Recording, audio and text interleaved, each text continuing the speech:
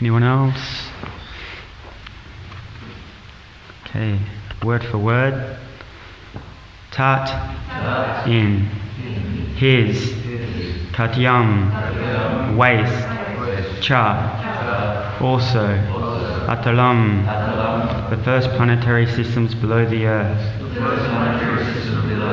Kliptam, situated. Urubayam, on the thighs. Vittalam, the second planetary system below. Vibho, of the Lord. Janubayam, on the ankles.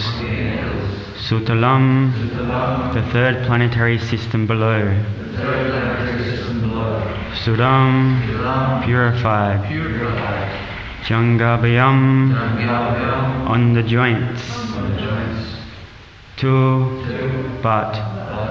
Talata, lam, the fourth planetary systems below. Have we gone halfway yet? Is that halfway? That's halfway. Yeah, okay. Translation by Srila Prabhupada Ki. My dear son Narada, know from me that there are 7 lower planetary systems out of the total 14. The first planetary system, known as Atala, is situated on the waist. The second, Pitala, is situated on the thighs. The third, Sutala, on the knees. The fourth, Talatala, on the shanks. The fifth, Mahatala, on the ankles. The sixth, Rasatala, on the upper portion of the feet. And the seventh, Patala, on the soles of the feet. Thus, the Virat form of the Lord is full of all planetary systems. Purport by Srila Prabhupada. Modern enterprises, the astronauts who travel in space, may take information from the Srimad Bhagavatam that in space there are 14 divisions of planetary systems. The situation is calculated from the earthly planetary system, which is called Bhurloka. Above Bhurloka is Bhurvaloka, and the topmost planetary system is called Satyaloka. These are the upper 7 lokas, or planetary systems. And similarly, there are 7 lower planetary systems, known as Atala, Vitala, Sutala, Talatala, Mahatala, Rasatala, and Patala lokas. All these planetary systems are scattered over the complete universe, which occupy an area of 2 billion times 2 billion square miles. The modern astronauts can travel only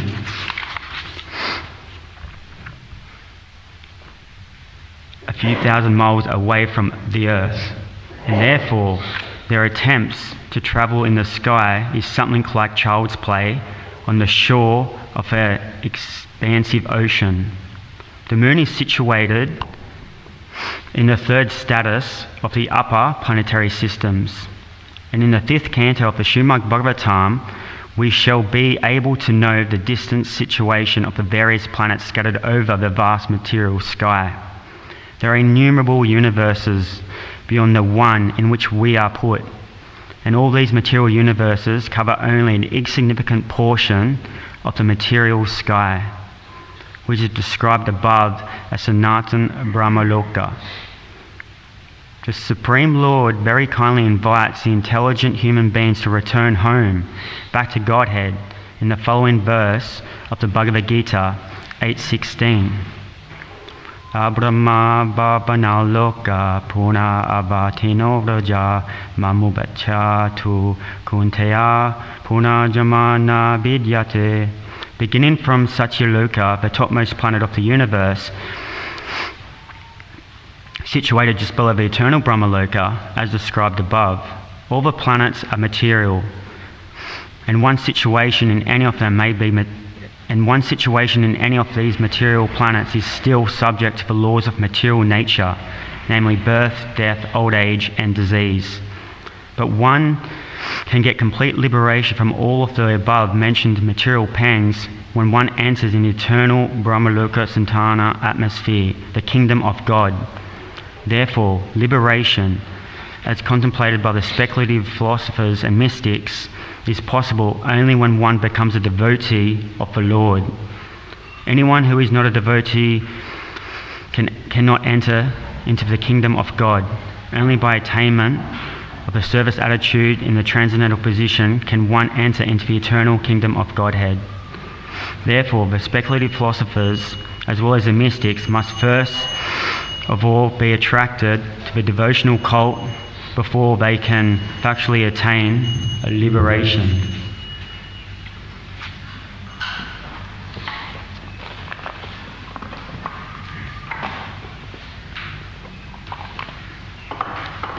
Okay.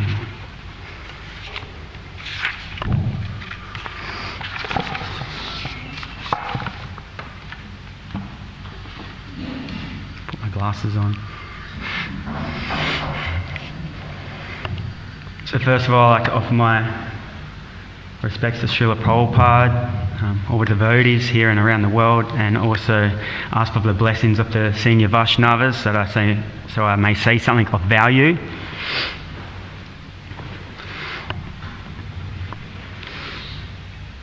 So in this verse we see the vastness and the size of this universe and our puny attempts to do big things within it.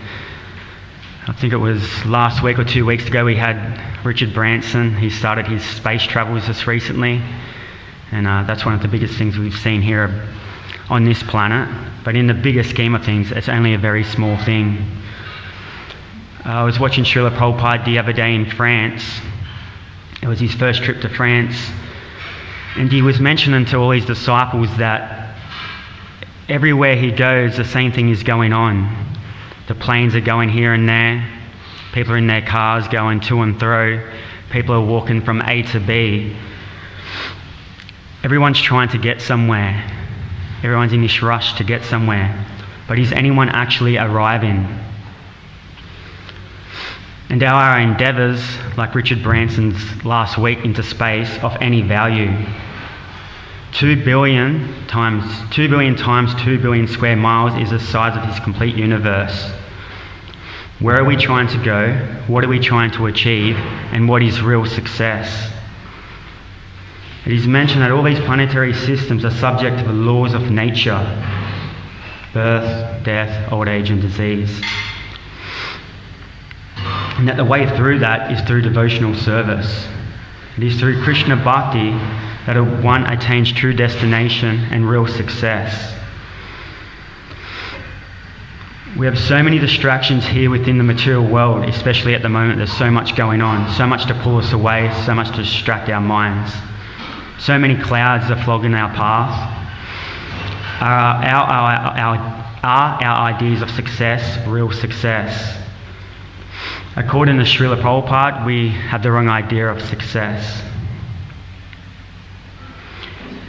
He says that true success is to know oneself. And Radhanath Swami says, pleasing Krishna. So to know one's true position as a servant of Krishna and to be performing bhakti, this is true success. Now one may hear this and say, look, this makes sense. But what are the tools to rise above this material platform and achieve real success?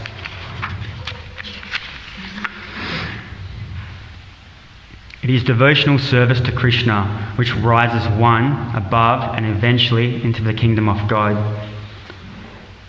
It's stated within the Madhya Lila, chapter 22, that our activity should always be centered around devotional service.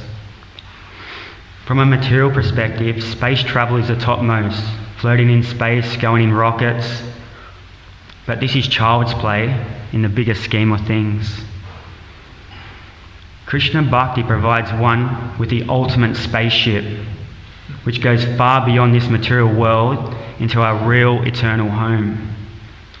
The power of this process supersedes any rocket ship and is life's highest goal.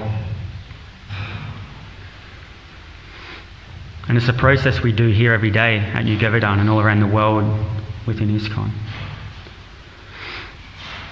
And the power is shown within this story, which I'm about to tell, of how powerful Krishna Bhakti is, and how we can go far beyond our material dreams and fuel the real rocket ship.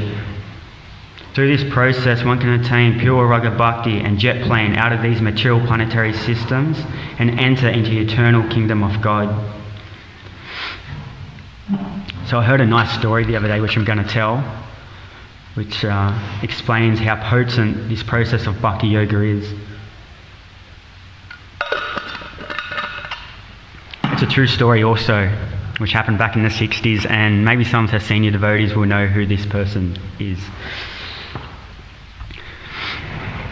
So back in the 60s, there was many drugs going around. Everyone was trying to get high. We see when Srila Prabhupada first came to America, the hippie culture was really taken off, and everyone was rebelling and looking at ways to enter into higher realms. So drugs were the answer for a lot of these young girls and boys. And there was this one boy, and he took it upon himself to become a drug dealer back in the 60s. So he was one of the biggest drug dealers in his area, and he was supplying a lot of these rebellious boys and girls with their fix or their highs. And the police really wanted to catch him. And the police were trying for quite some time to catch this boy. And finally they seen him doing a transaction with someone else. And they thought, we've caught him. We can finally get him.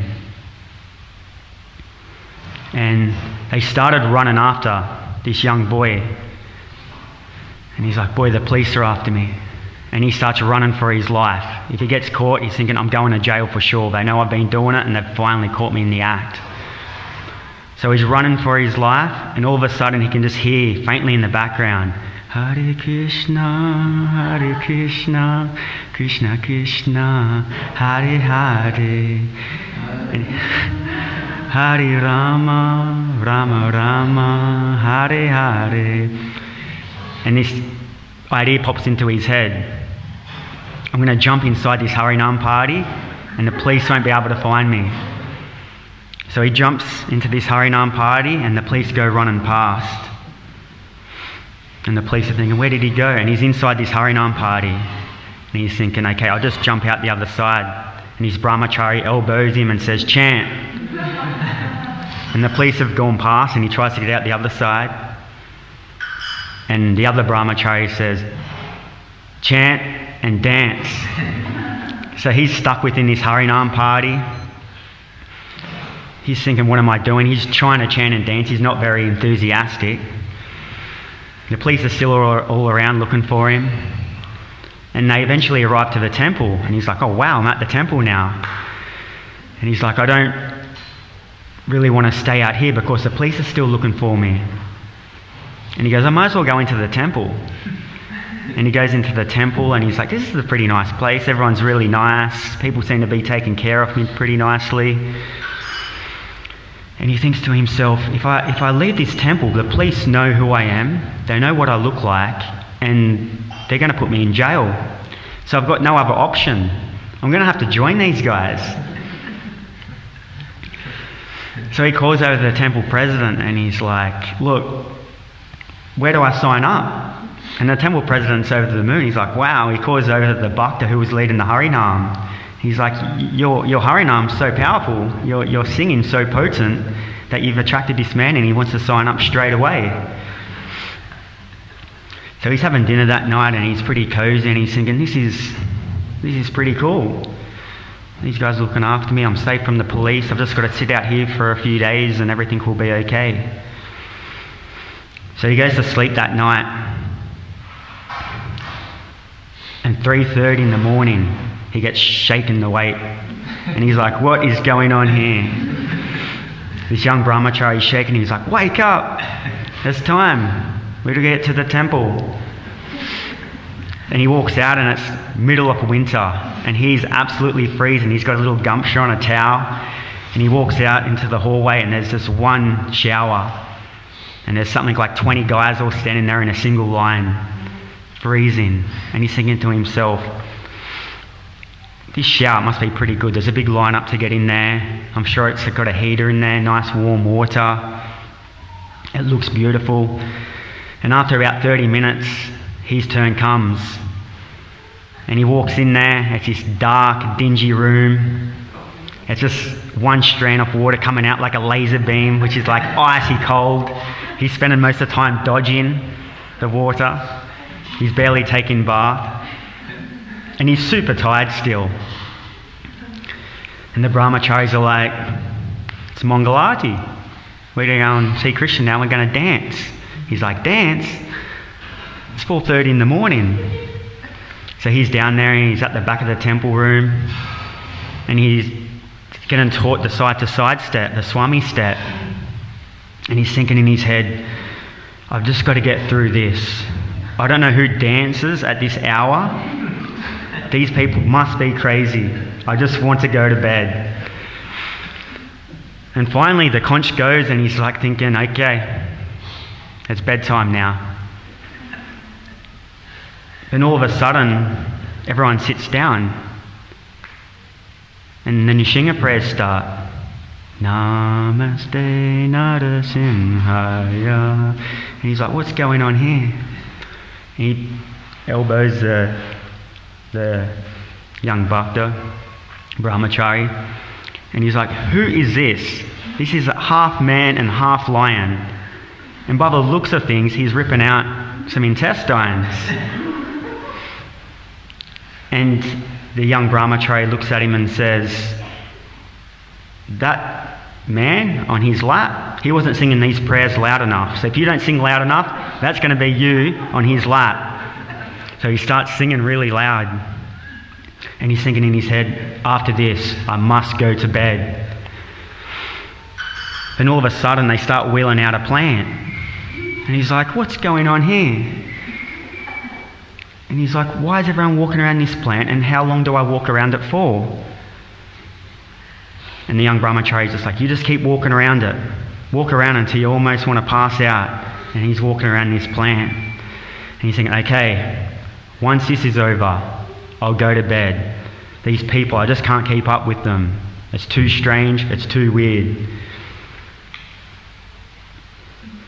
Then all of a sudden, Tulsi Aarti's over. And it goes all quiet. And everyone pulls out their bead bags. And he's looking around, he's like, how come everyone's pointing at me? They've all got these fingers pointing at their bead bags, and everyone's pointing at me. And he's getting all nervous. He's like, what am I doing? Everyone's looking at me, everyone's pointing at me. Should I be doing something? So they give him a bead bag.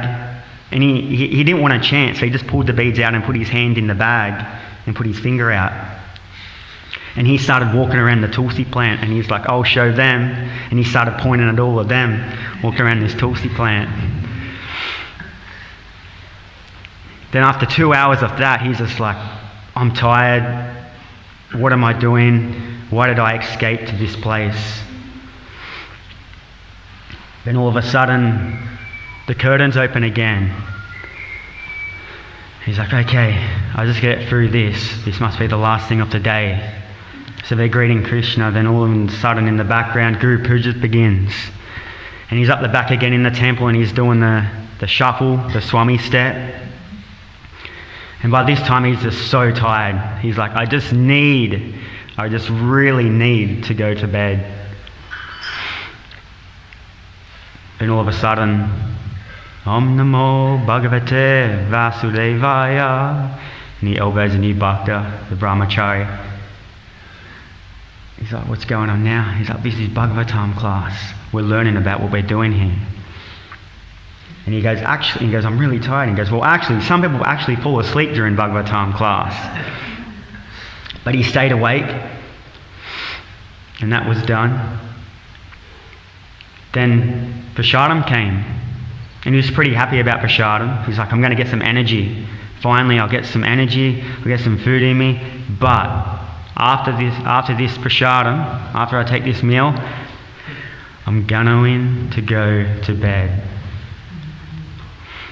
And he has the meal and he's feeling pretty good. He's eating halava, khichdi, puris, all the nectar. And then he's thinking, okay, now I must relax. I must take rest. Then the temple president's walking towards him and he's like, oh, okay, what's he want? And he's holding madanga, cartels and a backpack. And he's like, Hare Krishna, Prabhu. Once you've done breakfast, I'd like you to go out on Sankirtan for 12 hours each day. So this will be your program. And he's just like, what have I got myself into? So he goes out for the first day and he comes back. And he's struggling. He's finding this really hard. He's finding the process really difficult. He's tired. He wants to go to sleep. And 6 months later, he was still there after 6 months.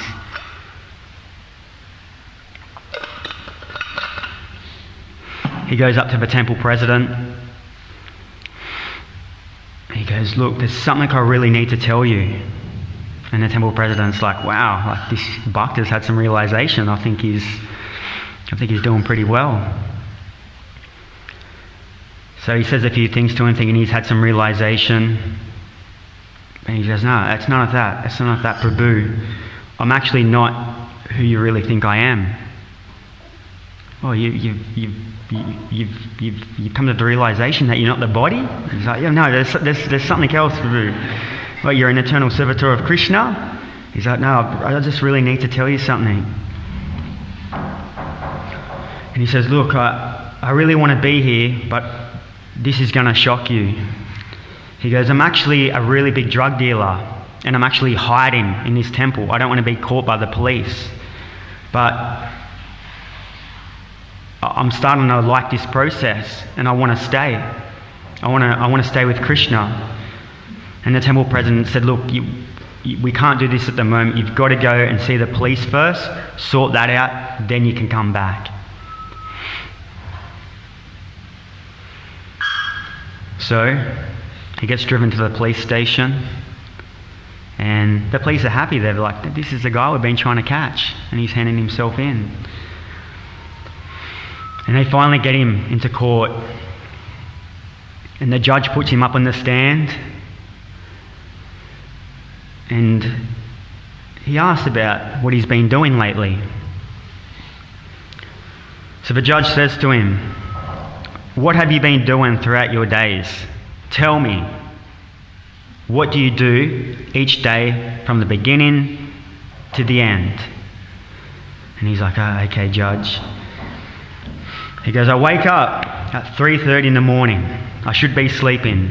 I get dragged out of bed. I wait in a line for half an hour. I'm absolutely freezing. I go into this small, dingy bathroom where I have a shower. Most of the time I'm trying to dodge the water because it's so cold. I go down into the temple. I do this shuffle for half an hour. I then sing these prayers to a half man, half lion. I then go around this tulsi plant until I'm almost about to faint.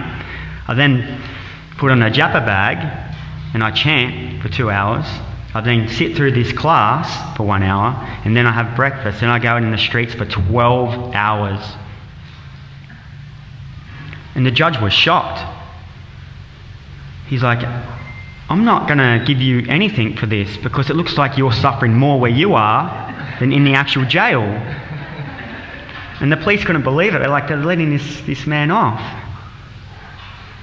And the judge actually really thought that he was suffering more than these people in the jail. And this is what it can look like from the outside eyes. It can look like that the process these certain people are doing is just some ritualistic kind of thing where they just do it each day and there's nothing really happening or going on within. And they asked this man, they said, why didn't you leave? Why would you stick around for so long? You could have done so many things. And why would you stick at a process which was so difficult and so austere? And he said, for someone like me who was stuck within the material world doing all these sinful activities and so forth, this process of Krishna consciousness may look a bit weird from the outside, but it was the exact medicine that I needed. He said the time I was in there, the association I was getting with the devotees, chanting, hearing Srimad Bhagavatam, and all these activities I was doing in the temple were actually so purifying to my heart and was exactly what I needed. But to the outside eyes, it doesn't look like that. But to a person who actually jumps in and tries this process, it's the exact process that they need. He's now a leader within ISKCON too.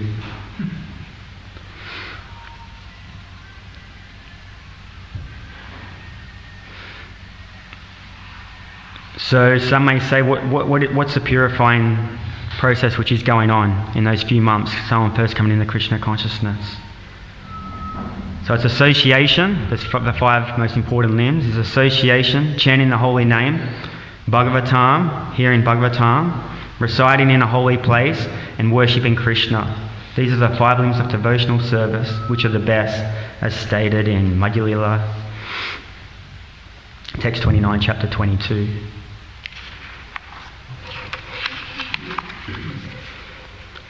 I'm sure there's been many people who have come into Krishna consciousness and had a similar experience. It may be difficult at first, it may be austere, and so forth, but so much benefit comes from this. So association, so important. Sadhu Sangha, Save Sastekaya, Lava Matre Sadhu Sanghe, Save Sarihaya. The verdict of all revealed scriptures is that even by a moment's association with a pure devotee, one can attain all success. And we've seen this with the prabhu who just came into that temple. He was a big drug dealer. He knew nothing about God. He was up to all kinds of sinful activities. But due to putting himself into the association of devotees, his life was completely transformed. And what seemed crazy to him in the first month was nectar to him towards the end. The root cause of all devotional service is association. So association, once again, so important. And we become who we associate with. Before I was a devotee, I was a personal trainer, and I wanted to buy and run all these personal training studios. So I wanted to become wealthy and put myself in a position to do that. And I was getting a mentor. My mentor was Bob Proctor at the time. He's still really big around the world, and he said something. He said something really big to me back then, which I still remember. It's quite heavy too. He said, if you hang with dogs long enough, you'll catch fleas. So what he was trying to say is, if you hang around them long enough, you'll actually become like them. So if you hang around rogues and thieves, you will eventually become a rogue and thief. If you hang around devotees, if you hang around people who love God, if you hang around people who want to serve God, you become like them, and you become purified. That analogy, you see a rotten orange in a box, and all the oranges which are close to that rotten orange, they eventually become rotten, just due to being in that close association to that orange. So association is so important, especially in devotional life. And if you're new to the temple and you just get involved in that association just for a few months, it can completely transform your life. But another activity he was doing while he was in the temple was chanting. At first he wanted nothing to do with the chanting, but he kept with the process. He got a little taste for it, then he got attached to it. Shri Chaitanya Mahaprabhu says, whoever chants the holy name of Krishna just once is worshipable and is a topmost human being. We see so many stories of how potent chanting is within the revealed scriptures. Ajamil, he just chanted Narayan, and he was purified.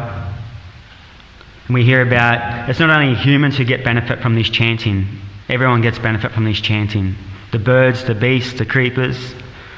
There's a story within the Chaitanya Charitamrita. Shivananda's got this dog, really transcendental dog. He's in all the pastimes within the CC. And his dog goes missing, and they're trying to find his dog. And all the devotees go out on this search and they can't find the dog. And they eventually go to Jagannath Puri where Lord Chaitanya is. And that dog is right next to Lord Chaitanya. And the devotees are shocked. They're like, wow, look at the dog. He's getting Lord Chaitanya's association here. So they're all sitting in the courtyard. And Lord Chaitanya's there before them. And the dog's right next to Lord Chaitanya. And Lord Chaitanya says, chant Rama, chant Hari, chant Krishna, and the dog just starts chanting. So even dogs can chant the holy name of the Lord, and that dog was eventually purified, went back to the spiritual world. So it's so powerful, this chanting, this process of chanting. Like I said last time, it's like a filtering system, like a raindrop coming from a cloud, landing in dirt. That raindrop becomes mud. But if we were to purify and put that through a filtering system, the water would return back to its natural transparent state. So that's like us, the living entities within the material world. Through this chanting of the Hare Krishna Maha Mantra, one can become purified. And not only purify ourselves, but it purifies the environments around us. There's so many problems within the world today, and we can try to put band-aids here and band-aids there. But the biggest thing we can do within this world is improve and work on our own Krishna consciousness, because that's what's going to change the world at the end of the day, one's Krishna consciousness. Tamal Krishna Goswami said in one of his lectures, he said that the only thing of any value within this material world is one's Krishna consciousness. So it's so important. And not only are we helping ourselves, but we're helping so many more people. Everyone gets benefit. Then while he was in that temple, he was also hearing Srimad Bhagavatam class every day. So important, this hearing. Hearing's so important. Some people often say about Srila Prabhupada, Bhaktisiddhanta Maharaj, he's a Paramahamsa, and he had so many wonderful devotees. So many wonderful devotees. He gave sannyas to 20-something men. And even his grihastas were just so amazing. They knew so much. And Bhaktisiddhanta Maharaj, he was such an intellect. He knew so much. And sometimes he would forget verses. And all his students knew the verses. They were also so intelligent, knew so much. And you kind of think, like, what makes Srila Prabhupada different than all those other from his godbrothers? They knew so much. They read so much. They were such exalted and just amazing devotees. What separates Srila Prabhupada? How come he was able to do what he was? How come he was able to do what he did? I was listening to a class the other day, and they said, Srila Prabhupada, he just always wanted to hear. And what he heard, he listened with all his heart and took the instructions of his spiritual master to his heart. So it's so important to hear. Hearing is so important. And persons who hear the Srimad Bhagavatam regularly, it is said that a person who hears Bhagavatam regularly, Krishna manifests within their heart in a short amount of time. So it's so important hearing Bhagavatam and hearing Krishna consciousness books. Then holy place, to live in a holy place at a temple. Some may say, what is a holy place? I thought holy places were only over in India. And you hear, well, if a sadhu goes to that place, it's a holy place. If people are worshipping Krishna, it's a holy place. Devotees engage in devotional service, it's a holy place. Srila Prabhupada said that he defined a holy place. He said it doesn't matter if it's a tree, a temple, out in a patch of grass, but wherever the Srimad Bhagavatam is being recited and listened to, that place is a holy place.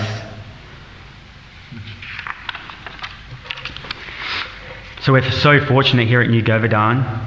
We get to engage in all these activities, just like this Prabhu did in the 60s, which was so purifying to him. And we're so fortunate we have lovely deities here. To worship the deities in the temple is essential to reduce one's restlessness to the contaminations of conditional life. And for myself, when you worship deities, it's a very amazing process. Krishna reveals himself to you. He also reveals yourself to you. And it's his constant cycle. So it's very beautiful. So we're very fortunate. We've got deities here to serve personally. We get to sing to Krishna. We can dress Krishna. We can cook for Krishna. To the outside eyes, once again, it doesn't seem that powerful, but these processes within Bhakti Yoga are so powerful. So powerful. Can transform one's heart just like that. Yeah, so we're so fortunate to be in this place, to have the opportunity to practice Krishna consciousness, and also put ourselves in a position to give others Krishna consciousness. And one last thing, which is very important,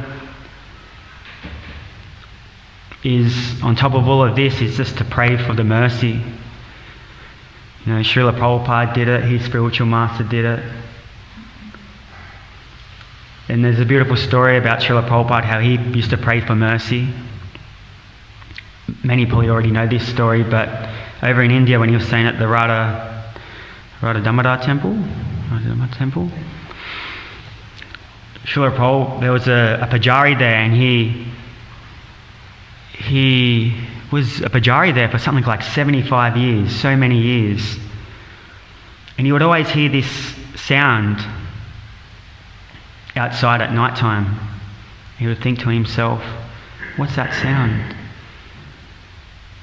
And one night, it was a full moon night, so the full moon shining over the beautiful land of Vrindavan.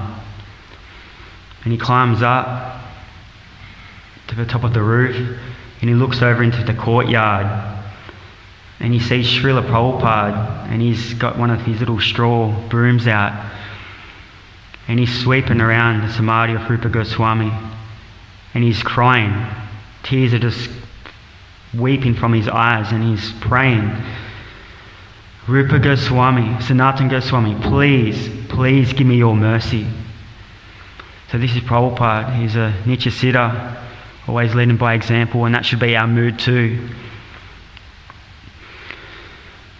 So to finish, we got so many distractions within the material world.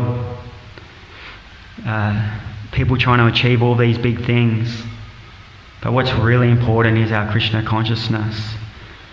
And instead of fueling all these rocket ships to go into space, we should be fueling ourselves with all this nectar, which is within Krishna consciousness, so we may fly back to the spiritual world. Because that right there is the perfection of life. People will tell you that this is the perfection of life. To have this amount of money is the perfection of life. To live in this big house is the perfection of life. But Krishna consciousness, to attain Krishna consciousness, that is the perfection of life. So I end there. All glories to Srila Prabhupada. Any comments?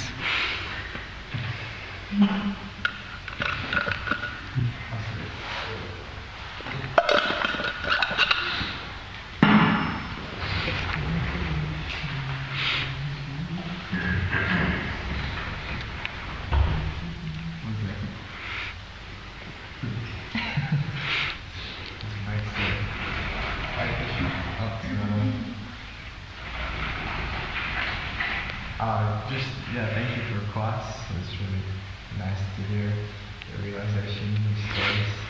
I was wondering, where did you hear that story of the guy?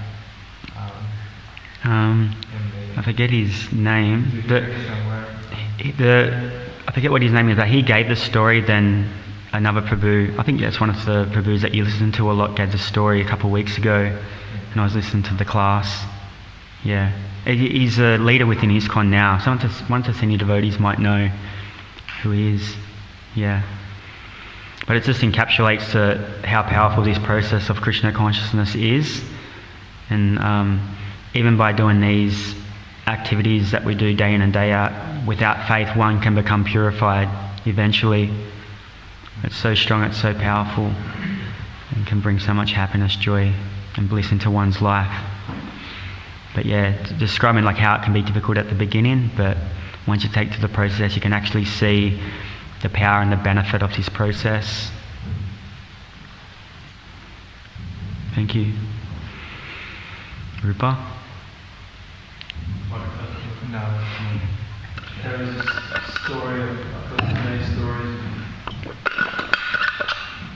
of them joining amazing way, but there was this book distributor, he was distributing little Krishna Reservoir Pleasure, little magazine.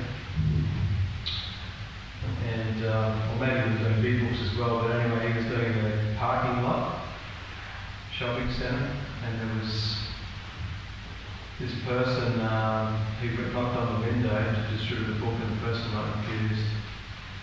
And the person inside was actually, he was trying to commit suicide. He had big, some pipe from the exhaust pipe going in the window of his car. He was trying to commit suicide from the exhaust, you know. So the devotee just, because he didn't put the window down, he just put a little magazine, Krishna Reservoir Pleasure, on the windscreen. And then as he's trying to commit suicide, he's like looking at this picture, beautiful picture of Krishna. And he gets really inquisitive and he stops what he's doing and he winds down the window and grabs the magazine and starts reading it. And he can't put it down and he stops trying to commit suicide, and he goes to the temple and he joins up and becomes a devotee. Yeah, amazing. Yeah, it's so powerful, this process of Krishna consciousness. Yeah, so powerful. Haribol.